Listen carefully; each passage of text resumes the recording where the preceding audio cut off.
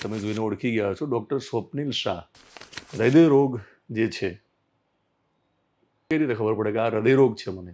કારણ કે ઘણીવાર ગેસના કારણે પણ છે, એસિડિટીના કારણે પણ છે દુખાવો. તો નક્કી કઈ રીતે કરવું? તો આ લાઈફમાં જે પ્રકારે તમે કીધું પ્રેશરમાં આપણે જીવીએ તો હાસ્ય તમારા હૃદયને સ્વસ્થ રાખવા માટે કેટલું જરૂરી છે? બહુ જ જરૂરી છે. પણ કેટલાક કિસ્સામાં એવું પણ થાય છે કે ડૉક્ટરના રિપોર્ટ નોર્મલ આવ્યા, કશું જ નહોતું અને દર્દીનું મૃત્યુ થાય છે. થઈ શકે છે. અમુક રેર કેસીસમાં એ બી થઈ શકતું હોય છે. હવે તમને એક સિમ્પલ એક્ઝામ્પલ આપું.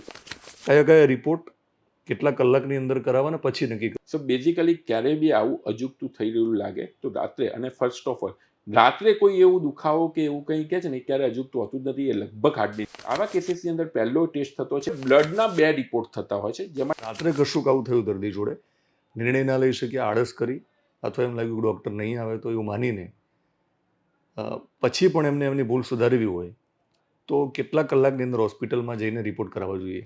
યુઝ્યુઅલી આવા કોઈ પેશન્ટને કે જેને રાત્રે અચાનક આ વસ્તુ થયું હોય તો એના પહેલા 4 થી 6 કલાક ગોલ્ડન પીરિયડ ગણાતો હોય છે. તો રિપોર્ટ કરાવવામાં પણ શું ધ્યાન રાખવું કે કયા રિપોર્ટ કરાવવા ને કયા રિપોર્ટ ન કરાવવા?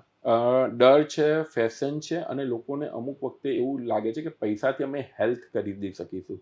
હૃદયની તકલીફ થઈ છે, સ્ટેન્ટ મૂકવાની જરૂર નથી, બાયપાસ કરવાની જરૂર નથી, આમ છતાં હૃદયને ઠીક કરવું છે, તો પછી કયો બીજો વિકલ્પ કયો છે? સો બેઝિકલી આવા પેશન્ટની અંદર અમે યુઝ્યુઅલી લાઇફસ્ટાઇલ મોડિફિકેશન, તમારી જીવનશૈલી બદલવાનું, એક્સરસાઇઝ, મેડિટેશન, યોગા. તમે ઘણીવાર એવું પણ કહો છો કે ભાઈ નેતા બની જાઓ તો તમને એટેક ના આવે. નેતા બની જાવ તો નહીં, નેતાઓને ઓછું અટેક આવે. નેતાઓને શા માટે હાર્ટ એટેક ના આવે? બાળકો હવે મોબાઈલ જોડે લઈને ખાય છે, વિડીયો જોતા જોતા ખાય છે, એને સ્વાસ્થ્યને શું લેવા દેવા છે? ના, સ્વાસ્થ્યને લેવા દેવા છે. સ્પિરિચ્યુઅલ રહેવું કેટલું જરૂરી છે? નમસ્કાર, હું દિનેશ સિંધવ, વિશેષ વિથ દિનેશમાં તમારું સ્વાગત છે. તમે જોઈને ઓળખી ગયા છો ડૉક્ટર સ્વપ્નિલ શાહ. સોશિયલ મીડિયામાં તમને જોવા મળે છે, ઇન્સ્ટાગ્રામમાં પોતે એક્ટિવ છે. પણ હાલમાં અકાબા ગઢવીએ જ્યારે એક સારવારને લઈને રાજકોટ સિવિલ હોસ્પિટલ ઉપર તેના તંત્ર ઉપર જે આક્ષેપ કર્યો અને આરોપ મૂક્યો, પછી એક વિડીયો આપણી સામે આવે છે અને એમાં આપણને ડૉક્ટર સ્વપ્નિલ શાહ જોવા મળે છે. એમને અકાબા ગઢવીને 3 મુદ્દાને લઈને ટકોર કરી હતી. એ હવે તમને ખ્યાલ છે, તમે વિડીયો પણ જોયો હશે. અને એને લઈને ચર્ચામાં આવ્યા અને લોકોને લાગ્યું કે આ કોણ છે. તો એમની સાથે હું મળવા આવ્યો છું અને એમને જ્યારે મળું જ છું તો અકાબા ગઢવીને જે દિલમાં લાગ્યું એમને કહ્યું, એમને જે દુખ્યું, એમને જે પીડા થઈ, એમને જે, તો એ દિલના ડૉક્ટર છે, એટલે હાર્ટ વિશેની વાતો કરવી છે. હૃદય રોગને લઈને ઘણી બધી અસમંજસની સ્થિતિ છે, તો એને લઈને ચર્ચા કરવી છે. તો એક મોકો મળ્યો છે, તો એ બાને આપણે થોડી દિલની ચર્ચા કરીએ. હાર્ટ ટુ હાર્ટ કન્વર્સેશન થશે. એબ્સોલ્યુટલી. અને ઈરાદો એવો છે કે અલ્ટિમેટલી છેલ્લે તો જે જોનાર છે એ પોતાની વિવેક બુદ્ધિનો ઉપયોગ કરીને ડિસિઝન લે. બરાબર છે. બરાબર ને? કારણ કે લેખક જ્યારે લખે તો એનો એક અંગત અભિપ્રાય હોય છે. એમ હું તમારો ઇન્ટરવ્યૂ કરું, તમારો જવાબ હશે, તમારા અનુભવ પ્રમાણે તમે જવાબ આપશો, હું તમને સવાલ કરીશ, પણ અલ્ટિમેટલી એ એમના વિવેક બુદ્ધિ પ્રમાણે નક્કી કરશે. 100%. પણ કેટલાક સવાલો છે હૃદય રોગને લઈને, એના સવાલો મારે તમને કરવા છે ને જવાબો મેળવવા છે. હૃદય રોગ જે છે એ કઈ રીતે ખબર પડે કે આ હૃદય રોગ છે મને? કારણ કે ઘણીવાર ગેસના કારણે પણ છે, એસિડિટીના કારણે પણ છે દુખાવો. તો નક્કી કઈ રીતે કરવું? Thank you Dineshbhai. First of all, ઘણા બધા લોકો એવું માની બેસે કે હું રાજકોટ સિવિલ હોસ્પિટલમાં હું ફરજ બતાવતો હતો, મેં અકાભાઈને જવાબ આપ્યો. પણ હું તમને કહેવા માંગુ છું, હું પ્રાઇવેટ પ્રેક્ટિશનર છું, એટલે સિવિલ હોસ્પિટલ તો એકચ્યુઅલી અમારી કોમ્પિટિટર થાય. બરાબર? એટલે હું સિવિલ હોસ્પિટલમાં જોબ નથી કરતો. અને બીજું, હકાભાઈ કે કોઈ બી સેલિબ્રિટી કે કોઈ બી માણસ હોય, અમારે કોઈ પર્સનલ દુશ્મની ના હોઈ શકે. આપણે જે વાત થઈ, અને જે કોઈ જેમને પોતાનું એક દર્દ રજૂ કરેલું હતું, તો એની એક સિક્કાની બીજી સાઈડ લઈને ડૉક્ટર તરીકે હું મારી પ્રતિક્રિયા આપી રહ્યો છું. કારણ કે અમે બી ગવર્મેન્ટ હોસ્પિટલમાં કામ કરેલું છે. હું NHLVS હોસ્પિટલમાં હતો અને ત્યાં બી અમારે આ રીતના અનુભવ થતા હતા. હવે તકલીફ એ થાય છે કે જ્યારે બી કોઈ બી આપણે આપણા સંબંધીને હોસ્પિટલમાં લઈ ગયા, મગજની અંદર એટલું સ્ટ્રેસ હોય કે ફટાફટ 2 જ મિનિટની અંદર આ વસ્તુ કામ થવું જોઈએ. દરેકને થાય, મારા હોય, તમારા હોય, કે કોઈ બી XYZ ના હોય. એના લીધે બધા જ ઉત્તેજનામાં હોય છે. હવે જે રીતે મને જાણવા મળ્યું છે, હું ખાલી ઇન્સિડન્ટની એક ટાઈમ લાઈન કહેવા માંગુ છું. કહી શકો તમે. 11:20 પેશન્ટ જે તે ટાઈમે હોસ્પિટલમાં સિટી સ્કેનમાં ગયેલા હતા. 11:50 સિટી સ્કેન થયું. અડધો કલાકનો ટાઈમ બગડેલો હતો. ના બગડવો જોઈએ, 1 મિનિટ બી ના બગડવું જોઈએ. પણ હવે તકલીફ એ છે કે આપણે જે પ્રોસિજર ફોલો કરી છે, ભાઈ નામ લખાવવું પડે, તમારી એમની ચિઠ્ઠી ફાટે, મીનવાઇલ બીજા કોઈ પેશન્ટનું સીટી સ્કેન ચાલતું હોય. હવે એના પહેલા 3-4 સીટી સ્કેન વાળા પેશન્ટ જે લાઈનમાં 2-3 કલાકથી દવા પીવડાવીને બેઠેલા છે, એ લોકો હો હા કરતા હોય કે ભાઈ આમને કેમ લો છો. ડોક્ટરને ખબર છે ઇમરજન્સી છે, પેશન્ટના દર્દને તો ખબર છે ઇમરજન્સી છે, પણ જે બેઠેલા પેશન્ટ છે એમને એમ લાગે છે કે આમને કેમ આગળ લીધા. હવે એક ડોક્ટરની તમે ખાલી તમે એમની જગ્યાએ લાગીને મૂકો, એને એટલું કામ નથી કરવાનું કે પેશન્ટનો સીટી સ્કેન કાઢીને રિપોર્ટ આપવાનું છે. એમને શું કામ કરવાનું છે? એક તો ફર્સ્ટ ઓફ ઓલ કે ભાઈ બીજા 3 પેશન્ટોને સમજાવવાના છે કે આ ઇમરજન્સી છે, એ લોકો સમજતા નથી. બીજું, જ્યારે બી આવું કંઈ થાય એટલે 2, 5, 7 કોલ આવે એમને એટેન્ડ કરવાના હોય છે. એ માનસિક પ્રેશરની અંદર 1-2 કલાક નહીં 24 કલાક ઘણા બધા ડોક્ટરો ડ્યુટી કરતા હોય છે. એટલે તમને જેમ લાગે ઉદ્ધતાઈથી જવાબ કેમ આપે છે, તો કારણ કે ના જ હોવું જોઈએ, હું કબૂલું છું, પણ એ કન્ડિશન જ એવી હોય છે કે ત્યારે થોડું માનસિક પ્રેશર આવતું હોય ને એ રીતનું કદાચ જવાબ આપ્યો હશે, જે મારા જાણવા મુજબ તો નથી આપેલો, પણ આપણે આ બીજાનું સ્ટેટમેન્ટ સાચું માનીએ તો. પછી 11:50 એમને સીટી સ્કેનમાં લીધા અને એના પછી તકલીફ એ થઈ કે થોડું હલનચલન કરતા હતા પેશન્ટ. હવે જ્યારે આવી રીતે થાય ત્યારે તમારે એનેસ્થેસિયા આપવું પડે. હવે પ્રાઇવેટ હોસ્પિટલની અંદર એનેસ્થેટિક તમારે હાજર હોય, ગવર્મેન્ટ હોસ્પિટલની અંદર તમારે કોલ કરીને બોલાવવા પડે, એટલે એમાં 15 મિનિટ નીકળી ગઈ અને પછી એનેસ્થેસિયા આપ્યા. 12:20 સુધીમાં રિપોર્ટ એનો સીટી સ્કેન થઈ ગયેલો હતો અને પેશન્ટ ભાનમાં આવે એના પહેલાં એનો રિપોર્ટ મળી ગયો હતો. હવે હું પોતે યુએસ ભણેલો છું, મેં યુએસસી હોસ્પિટલમાં કામ કરેલું છે. આ એક રૂટીન વસ્તુ છે જ. આમાં ગવર્મેન્ટ હોસ્પિટલનું જ્યાં બી ક્યાં સેટઅપ થતું ત્યાં એક તકલીફ થતી જ હોય છે, ના થવું જોઈએ હું બી ઈચ્છું છું, પણ હવે અનફોર્ચ્યુનેટલી આ એક વસ્તુ થાય જ છે. પ્રાઇવેટ હોસ્પિટલમાં શક્યતા એટલા માટે ઓછી હોય છે કે એમની જોડે એવું ઇન્ફ્રાસ્ટ્રક્ચર હોય છે, એવો સ્ટાફ હોય છે અને એના લીધે એની પ્રાઇસ વધુ હોય છે. એટલે આના લીધે મારે કોઈના જોડે કોઈ દુશ્મન નથી, ખાલી એક ડોક્ટર તરીકે મારે જે વસ્તુ રજૂ કરવી હતી એના માટે જ આ વિડીયો બનાવેલો હતો. ઓકે, ચલો એ બને આપણે મળ્યા તો ખરા. આભાર. પણ હાસ્ય કલાકાર હક્કાભાઈની આપણે વાત કરીએ છીએ તો આ લાઈફમાં જે પ્રકારે તમે કીધું પ્રેશરમાં આપણે જીવીએ છીએ, એકદમ ડૉક્ટરના સ્ટ્રેસની તમે વાત કરી છે, તો હાસ્ય તમારા હૃદયને સ્વસ્થ રાખવા માટે કેટલું જરૂરી છે? બહુ જ જરૂરી છે અને હક્કાભાઈનો હું ખરેખર ચાહક છું. હક્કાભાઈના વિડીયો જોવા જોઈએ. 100% એમની જે ફિલોસોફીની વાતો છે સવાલ જ નથી. પણ એટ ધ સેમ ટાઈમ ઘણી વખત બને કે માણસ જ્યારે એક એવી કન્ડિશનમાં ત્યારે તમે એ વસ્તુને ના સમજી શકો. હું કદાચ મારે પોતાનું હોય તો બી હું ના સમજી શક્યો, તો જસ્ટ હાસ્ય ડેફિનેટલી જરૂરી છે. અમે દરેક પેશન્ટને ઘણા બધા મારા 10માંથી 8 પેશન્ટના પ્રિસ્ક્રિપ્શન ઉપર મારા તરફથી મેડિટેશન અને યોગા લખાતું હોય છે, કારણ કે આ બધી વસ્તુઓ જ દવા પછી આવે છે. પહેલા આ વસ્તુ આવે છે અને પછી દવાઓ આવતી હોય છે. એટલે મેડિટેશન અને યોગાની વાત કરીશું, પણ હાસ્યની ચર્ચા જ નીકળી છે તો કેટલો ફરક પડે છે કે માણસે સમય કાઢીને કેટલું હસવું જોઈએ? જરૂર લાગે તો એ પ્રકારનું કોન્ટેન્ટ જોવું જોઈએ ટીવીમાં, મોબાઈલમાં? કેટલું હસવું જરૂરી છે? ના, હસવું જરૂરી કરતાં પ્રફુલ્લિત રહેવું હું વધુ કહીશ. હસવું તો હવે ઘણી વખત ધારો કે નરેન્દ્ર મોદી ખલખલાટ હસતા તમે બહુ ઓછા જોયા છે, પણ એમને પ્રફુલ્લિત તમે હંમેશા જોયેલા હશો. હસવું એનો મતલબ નથી કે હા હા હા હા કરીને જ હસી શકીએ. તમે અંદરથી પ્રફુલ્લિત, તમે સિચ્યુએશનને કઈ રીતે રિએક્ટ કરવી એ વસ્તુ છે. અમે દરેક પેશન્ટને કહેતા હોઈએ છીએ કે યુઝ્યુઅલી જે પેશન્ટ અમારા ત્યાં ટ્રીટમેન્ટ લેવા આવતા હોય, તમે જો પોઝિટિવ માઇન્ડસેટ સાથે આવશો તો 60% કામ તમે તમારું કરી દીધું, અમારું કામ 40% જ રહી ગયું. તમે નેગેટિવ માઇન્ડસેટ સાથે આવશો, ચિંતા હશે, તમને એમ હશે કે થશે કે નહીં, હજાર જાતના વિચારો આવતા હશે, તો તમે તમારી જાતને ડેમેજ કરી રહ્યા છો. તો બેઝિકલી પ્રફુલ્લિત રહેવું, કોઈ બી વસ્તુમાંથી સારી વસ્તુ શોધી કાઢવી અને એને જીવનમાં ઉતારવું એ ઓવરઓલ ડોક્ટર તરીકે કોઈ બી રોગના રિકવરી માટે ઇમ્પોર્ટન્ટ ભાગ ભજવતો. આપણે શરૂઆતથી પાછા એના ઉપર આવીને પછી આની પણ ચર્ચા કરીએ કે કોઈ પણ માણસ અથવા એની આજુબાજુનો વ્યક્તિ કઈ રીતે નક્કી કરશે કે આ હૃદય રોગ છે? જો યુઝ્યુઅલી આપણે માનીએ છીએ કે હૃદય રોગ એટલે શું? Heart attack. હવે હાર્ટ એટેકની અંદર મેઇન લક્ષણો આપણને પૂછવામાં આવે, શું થાય કે ડાબી બાજુ છાતીમાં દુખાવો થાય, શરીર પરસેવો થઈ જાય, ગભરામણ થાય, ચક્કર આવવા માંડે. આ 4-5 લોકો બધાને ખબર જ હશે.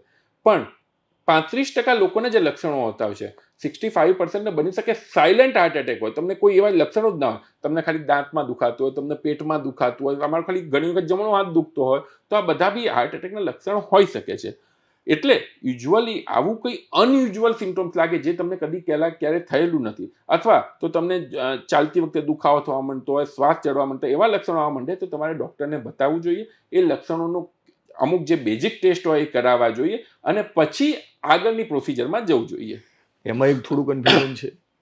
ઘણીવાર એવું પણ થાય છે કે ભાઈ આ તો ગેસ હતો, તમે આટલું બધું ટેન્શન ના લેશો.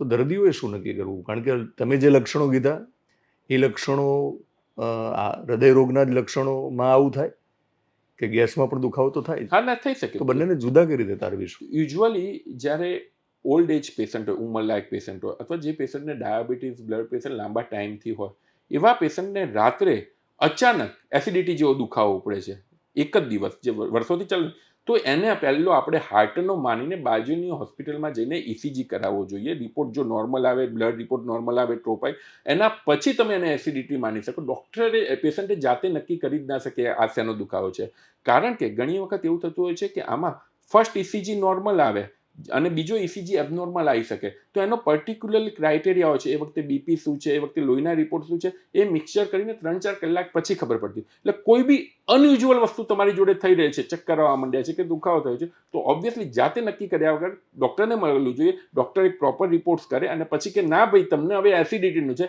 તો એ વાત સાચી માનવી જોઈએ.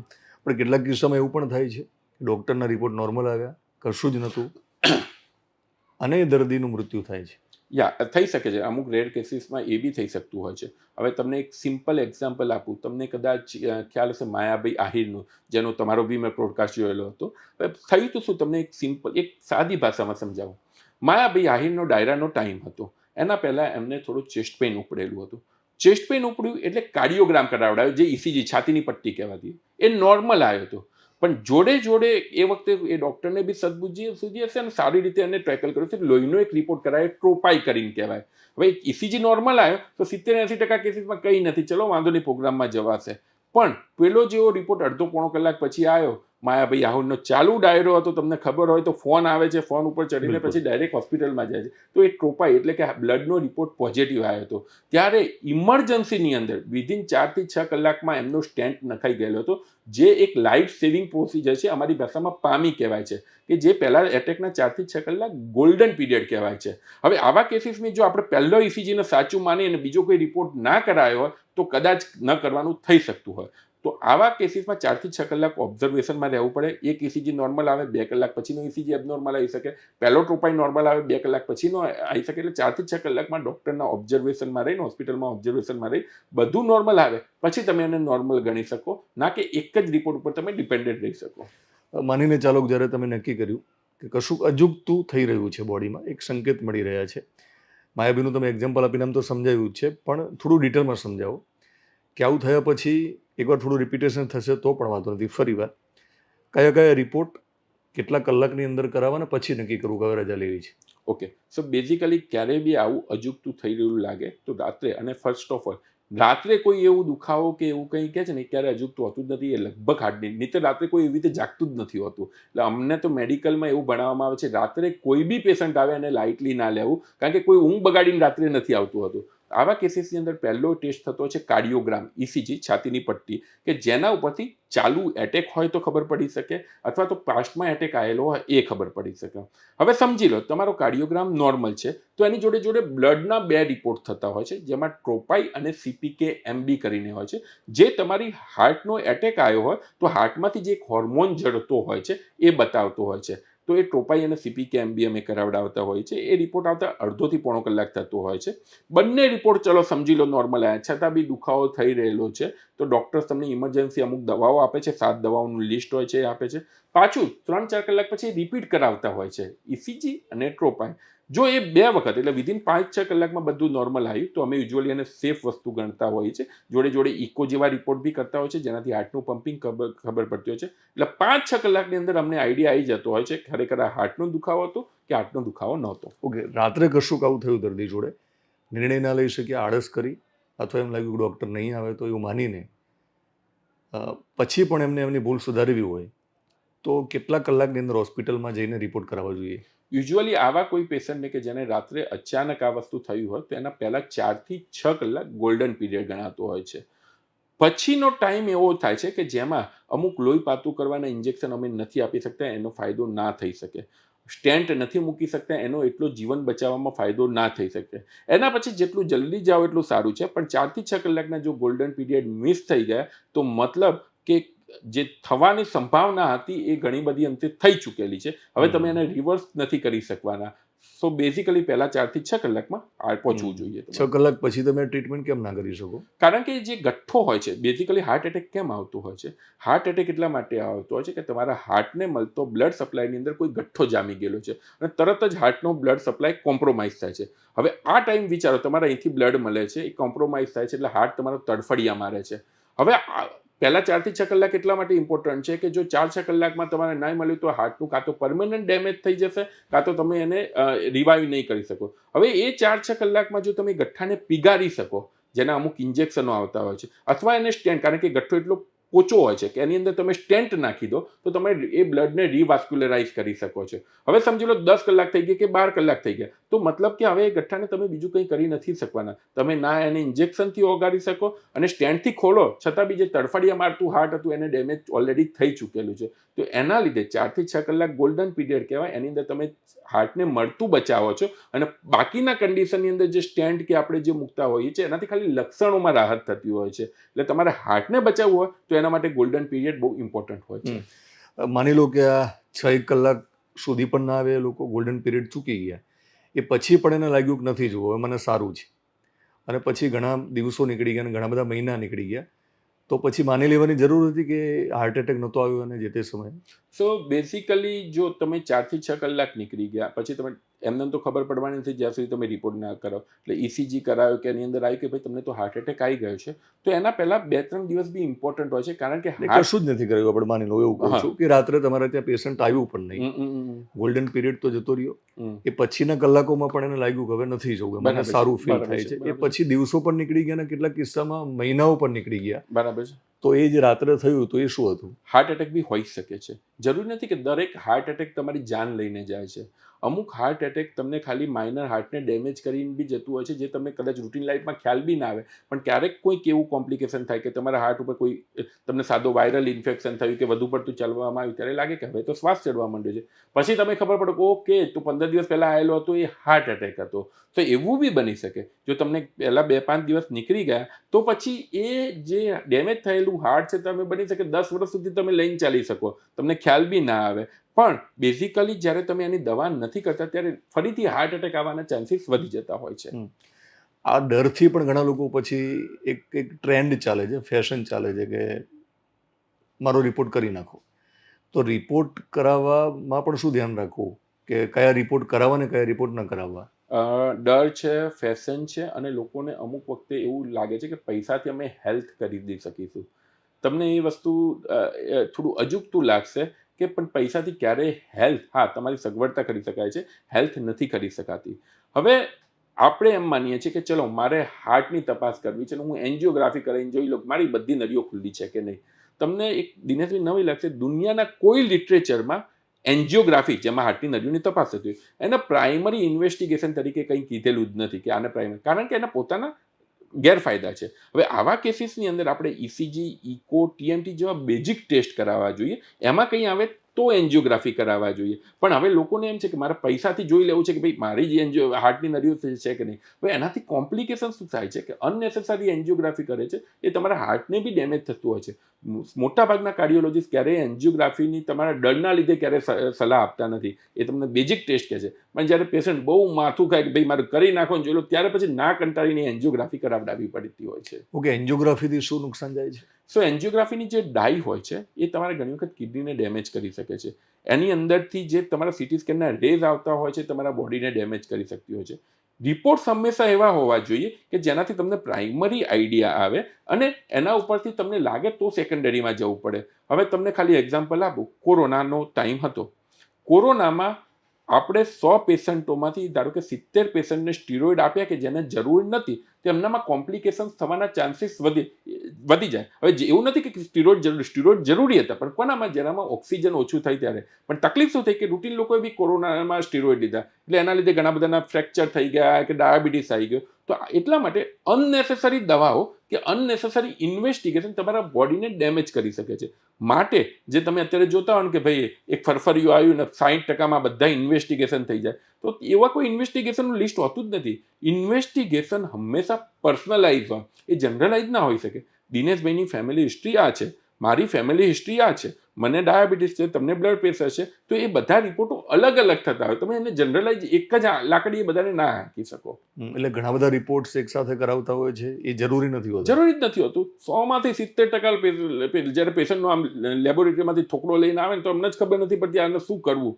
ફોર એક્ઝામ્પલ ટ્રોપાઈનો રિપોર્ટ, હાર્ટનો જે હાર્ટ એટેક વખતે મેં જે તમને આપણે આગળના વાત થઈ. હવે ટ્રોપાઈનો રિપોર્ટ એ હાર્ટ એટેકના પહેલા 4 થી 6 કલાકમાં તમારું બ્લડમાં દેખાય, 2-3 દિવસની અંદર એ જતું રહે, 3-4 દિવસની અંદર એ જતું રહે. હવે લોકોને શું છે કે મારા હાર્ટ એટેક, મારું હાર્ટ હેલ્ધી છે કે નહીં એના માટે ટ્રોપાઈનો રિપોર્ટ કરાવો, જેની કોઈ જરૂરિયાત જ નથી કોઈ. અને અમને નવાઈ લાગે છે કે ઘણા લોકો એને ઇન્વેસ્ટિગેશનલ યુઝ તરીકે યુઝ કરે છે. એટલે આ બધી વસ્તુ એવા 70% રિપોર્ટો એવા છે કે જે મગજમાં બેસતા જ નથી. ઓકે, આપણી અત્યાર સુધીની વાતમાં 2 વસ્તુ લોકો સામે આવશે કે કેટલાક કિસ્સામાં એ લોકો ગોલ્ડન પીરિયડ ચૂકી ગયા, એ પછી પણ રિપોર્ટ ન કરાવ્યા, પણ તમે કીધું કે હાર્ટ એટેક હોઈ પણ શકે પણ વર્ષો સુધી તમને ખબર ના પડી. એન્જિયોગ્રાફી પણ કરાવી, ડૉક્ટરે કીધું કે તમને કશું નહોતું, તો એ વખતે સારું લાગ્યું, પણ આ સાંભળીને પાછો ડર પેદા થશે. ઓકે, તો એન્જિયોગ્રાફીની સાઇડ ઇફેક્ટ શું થઈ હશે? તો આ બંને પેશન્ટોએ હવે આ સાંભળ્યા પછી શું કરવાનું છે? હવે પછીના રિપોર્ટ કરાવવાની જરૂર છે ને ચેક કરવા માટે કરાવવાના હોય તો કયા કરાવવાના છે? જો હું તમને એક ડૉક્ટરનું એક બહુ સિક્રેટ વસ્તુ કહું છું, બીજા કોઈને શેર ના કરતા, દર્શકોનો બી નહીં. હવે અમારા પણ દર્શકો તો જોશે. અરે બાપરે, કંઈ નહીં, ચલો હવે કોઈ બોલી જ દીધેલું છે તો બોલી લઈએ છીએ. હવે જો હું તમને એક સિરિયસલી વાત કરવા માગું છું. અમારા ત્યાં 10 પેશન્ટ હાર્ટ એટેકની બીક સાથે આવતા હોય છે ને, એમાંથી 8 પેશન્ટને કંઈ જ હોતું નથી.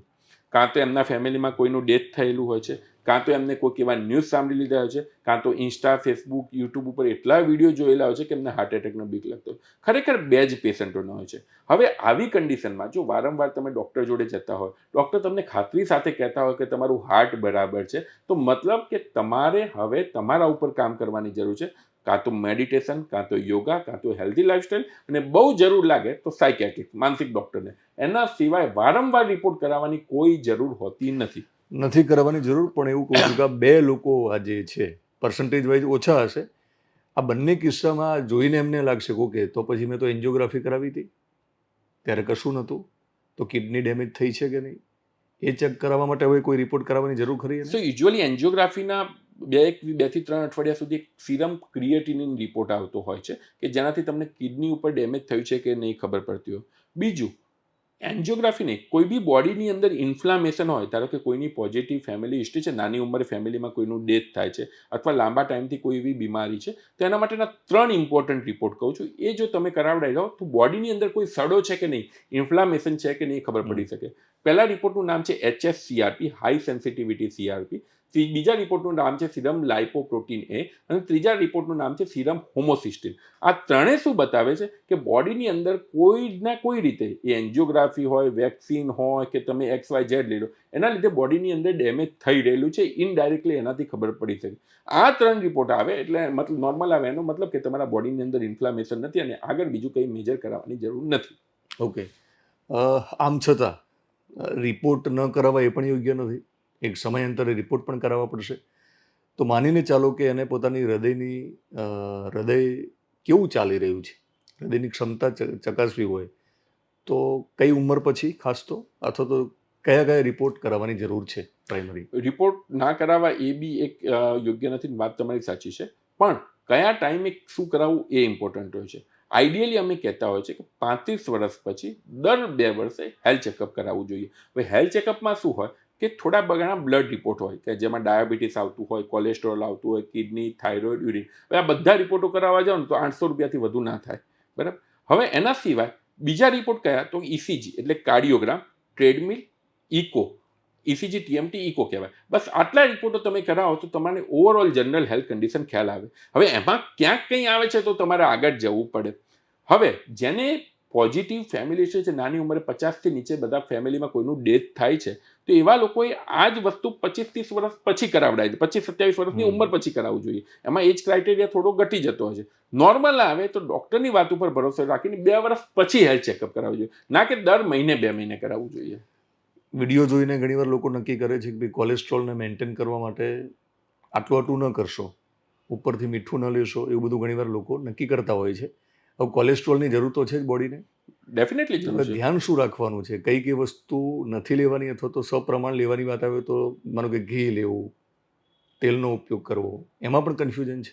ના, ડેફિનેટલી. હવે આપણે ઘણા બધા લોકો અને આપણામાં ઘણા બધી કમ્યુનિટીવાળા તો કેટલું બધું ઘી લેતા હોય છે, પણ સામે એનું બેલેન્સ, તમે એનો યુઝ કેટલો કરો છો એ થાય છે. આપણી હવે લાઈફસ્ટાઈલ એવી થઈ છે કે ઓફિસથી ઘરે, ઘરેથી ઓફિસ, એટલું ફિઝિકલ એક્ઝર્શન રહેતું નથી. તો મારા માટે હું જે ઘી લઉં છું એ જ કોઈ ખેડૂત કે જે વધુ કામ કરતો હોય એને જોડે તમે મેચ ના કરી શકો. તો મેઇનલી ઇનપુટ, એટલે તમે કેટલું રહો છો, અને આઉટપુટ, તમે કેટલી એક્સરસાઇઝ અથવા તો કેટલું તમે ફિઝિકલ, એના ઉપર ડિપેન્ડેડ હોય છે. આઈડિયલી એને ઇનડાયરેક્ટલી મેજર કરવા માટે લિપિડ પ્રોફાઇલ, એટલે કોલેસ્ટ્રોલનો રિપોર્ટ થતો હોય છે.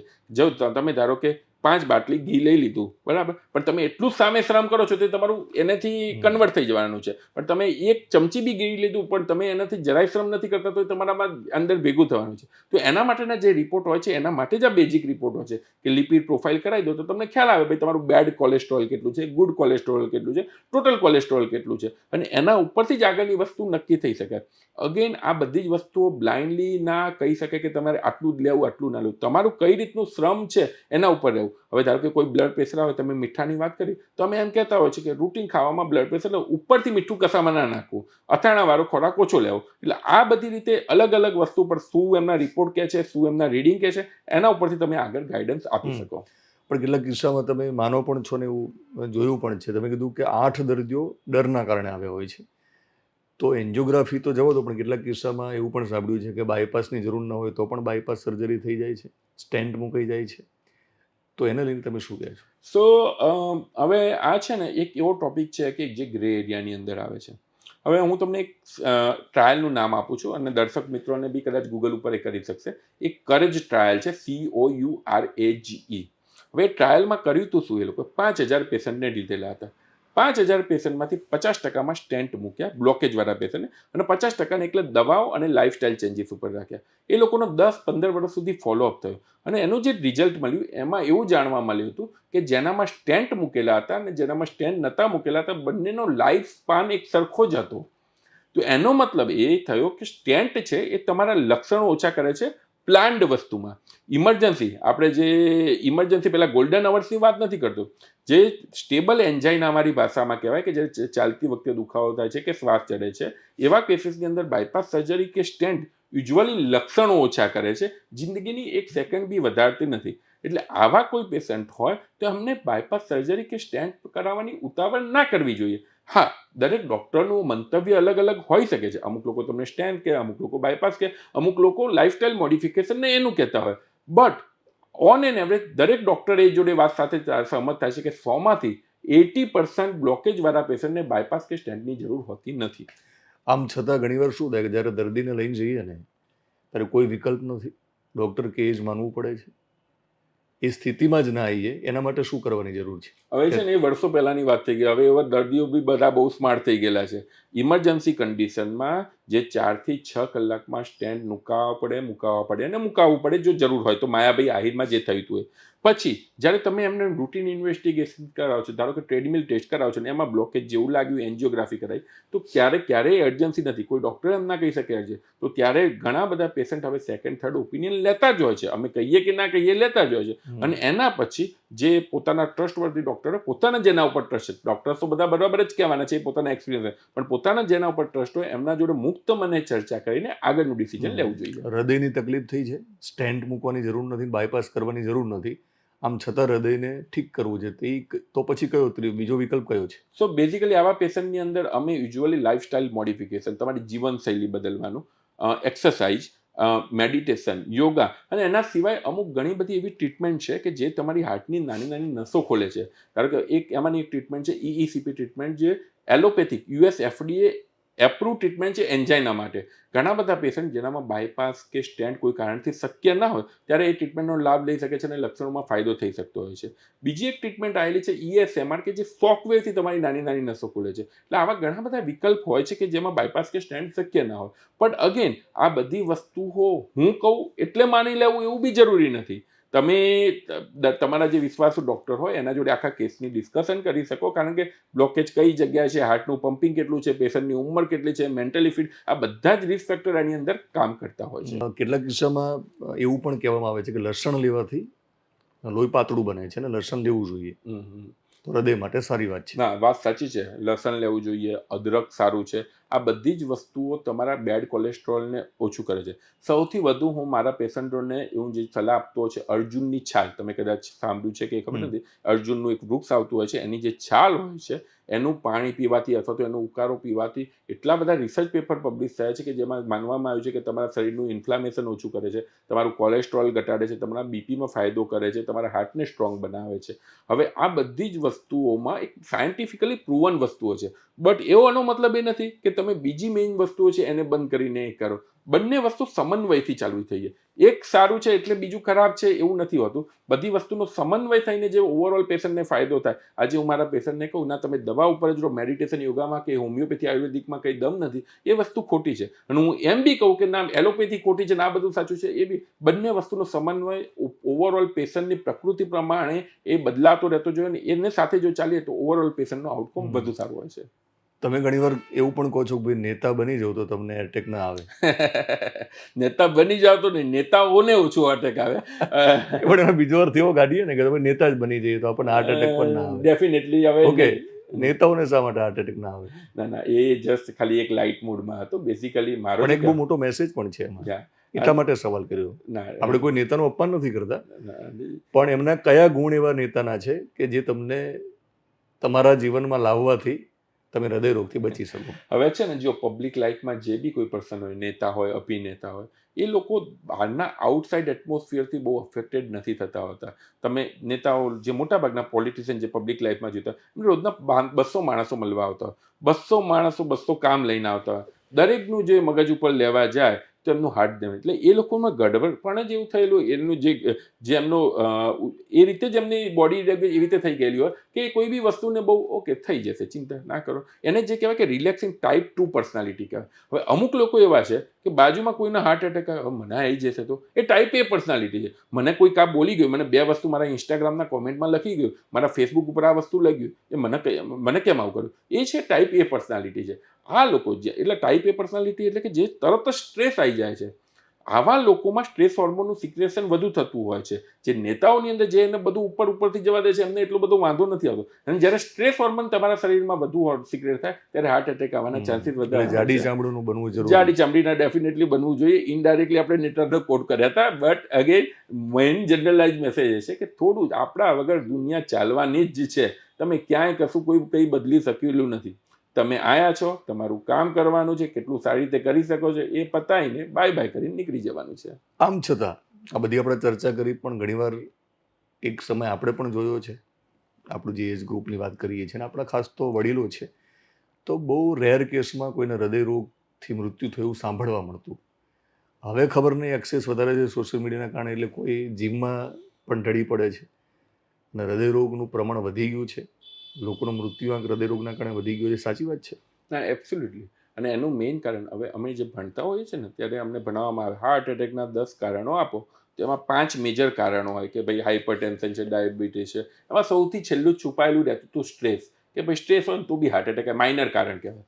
હવે દરેક ડૉક્ટર એક સહમત છે કે લોકોની લાઈફની અંદર જે સ્ટ્રેસ વધેલું છે એના લીધે જ હાર્ટ એટેક આવવાના કેસીસ વધ્યા છે. હવે ધારો કે કોઈ પેશન્ટને ડાયાબિટીસ છે તો આપણે સુગર માનીને જોઈ લઈશું, બ્લડ પ્રેશર છે તો બીપી માનીને જઈશું. સ્ટ્રેસ માપવાનું કયું મીટર હોઈ શકે? કોઈ મીટર જ ના હોઈ શકે. પણ જ્યારે તમે એમના જોડે ક્વેશ્ચનરી કહો છો, રાત્રે ઊંઘ નથી આવતી, વાઇફ હસબન્ડમાં ડખા છે, મધર ફાધર જોડે નથી બનતું, જોબનું પ્રેશર છે, કંઈ ના હોય તો મેં કોઈ કોન્સર્ટ મિસ કરી દીધું એની ફિલિંગ, ફોમો ફિલિંગ છે, તો આ બધા જ વસ્તુ ભેગા થઈને મગજની અંદર જે સ્ટ્રેસ આવે છે ને એના લીધે સ્ટ્રેસ હોર્મોન થાય છે. એટલે બેઝિકલી સ્ટ્રેસ એક મેઇન કારણ છે કે જેના લીધે યંગ પેશન્ટની અંદર હાર્ટ એટેક આવવાનું કારણ એ જ જાણી શકે. કારણ કે બીજું કોઈ એવું વસ્તુ બદલાઈ જ નથી. જીવનશૈલી તો પહેલાં બી હતી, બહારનું તો પહેલાં બી ખાતા હતા. એટલે આને જ્યારે 20 વર્ષના છોકરાને એટેક આવે છે ને ત્યારે એ ક્યારે બહારનું ખાવાથી ના કે સ્મોકિંગથી આવી શકે. કારણ કે એ થતાં એની અસર થતાં 10-15 વર્ષ નીકળી જાય.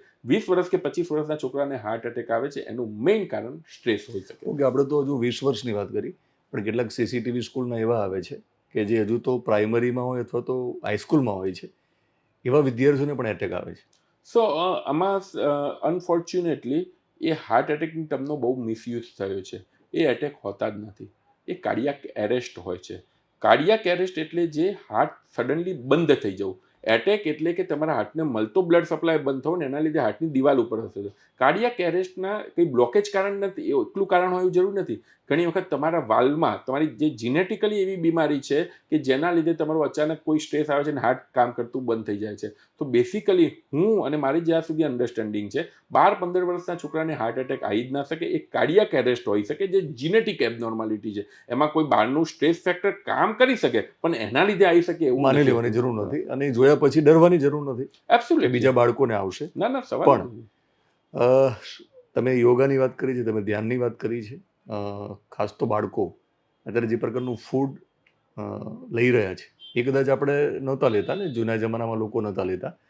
તો શું ન ખાવું જોઈએ ખાસ તો જે અત્યારે, કારણ કે બાળકો અત્યારથી લઈ રહ્યા છે એટલે એમને તો યુવાન થશે ત્યાં સુધીમાં ખાસું ડેમેજ થઈ જશે. ડેફિનેટલી. અને બાળકોને સમજાવવા બી બહુ ડિફિકલ્ટ હોય છે. હું મારા ટ્વિન્સ છે એટલા માટે હું તમને કહી રહેલો છું. But at the same time એટલું થોડુંક વસ્તુ જે શીખતા થયા છે. એક તો ફર્સ્ટ આપણે જે કોલ્ડ ડ્રિંક્સની આદત પડી છે કે પીઝા જોડે થમ્સઅપ જોવે જ કે પીઝા જોડે પેપ્સી જોવે, એ વસ્તુનું કોમ્બિનેશન જેવું કંઈ હતું જ નહીં, પણ એક એડવર્ટાઇઝમેન્ટના કારણે આપણા મગજમાં ફરેલું છે. તો એક કોલ્ડ ડ્રિંક્સ ઓછું હોવું જોઈએ.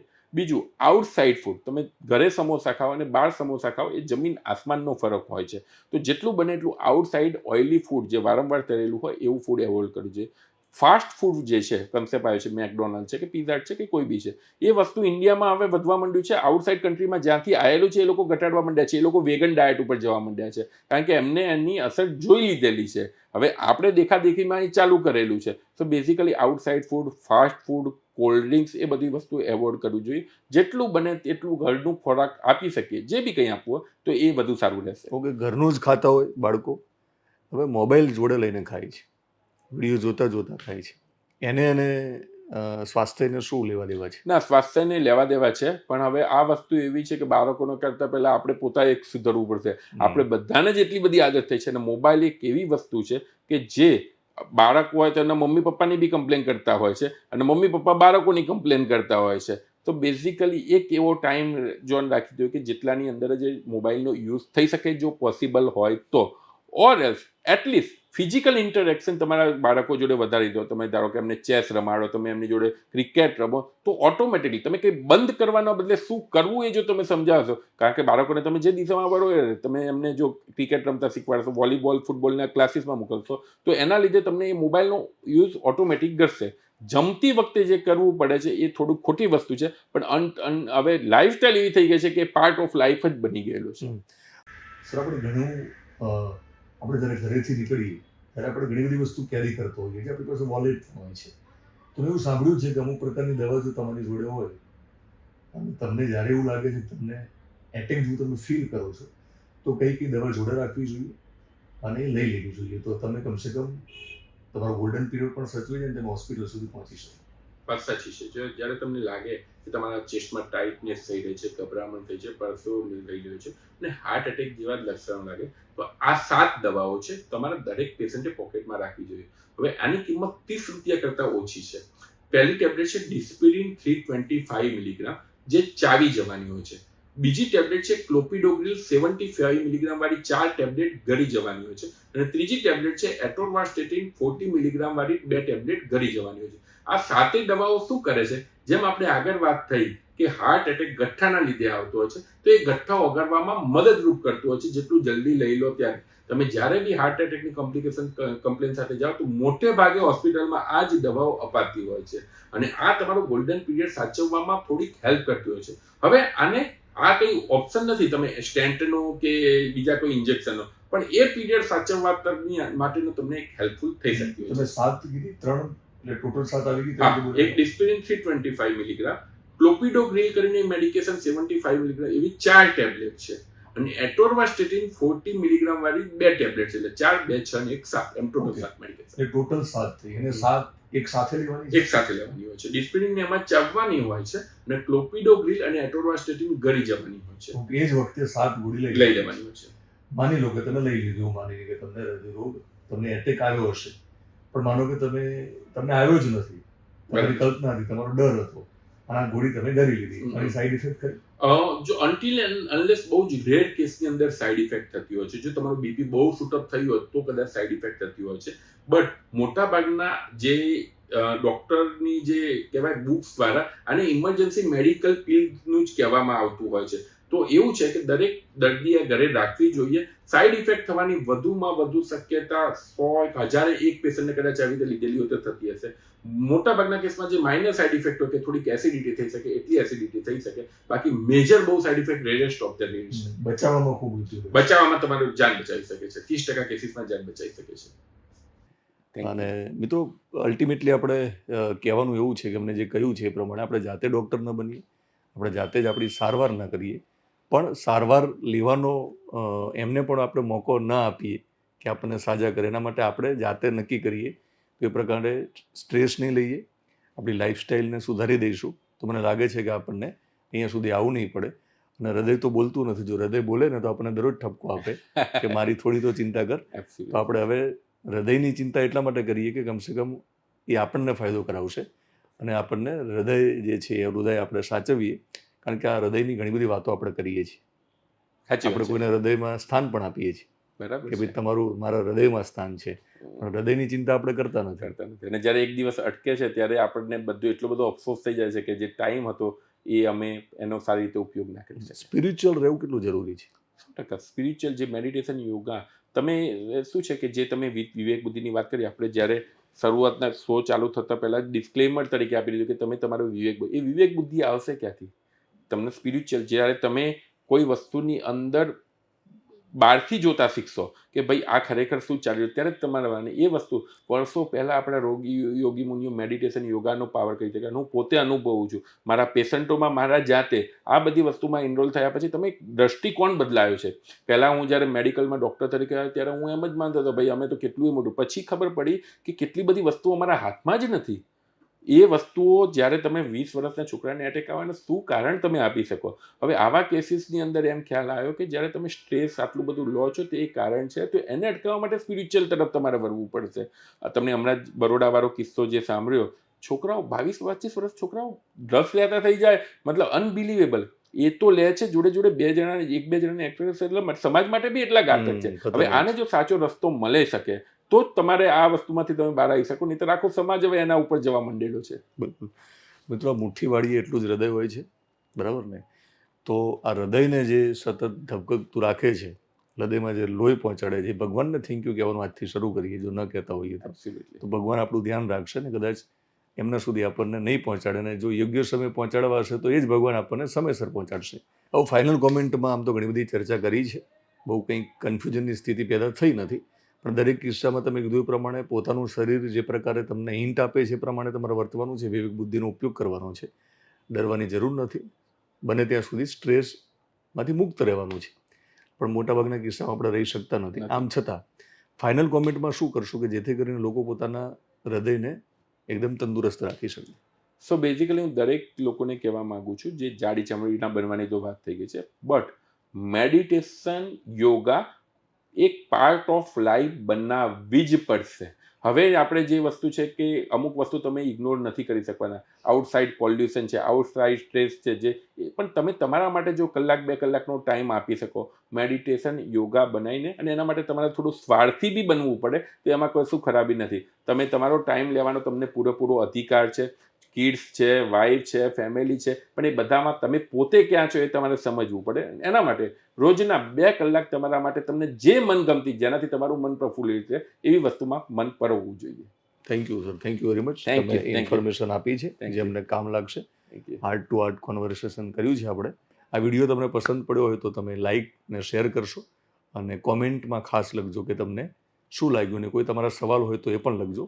શક્ય હશે તો એમની ટીમ જો એ કોમેન્ટ જોશે અને જવાબ આપવાનો પ્રયત્ન કરશે, અને શક્ય હોય એટલે તમને જવાબ પણ ત્યાં મળશે.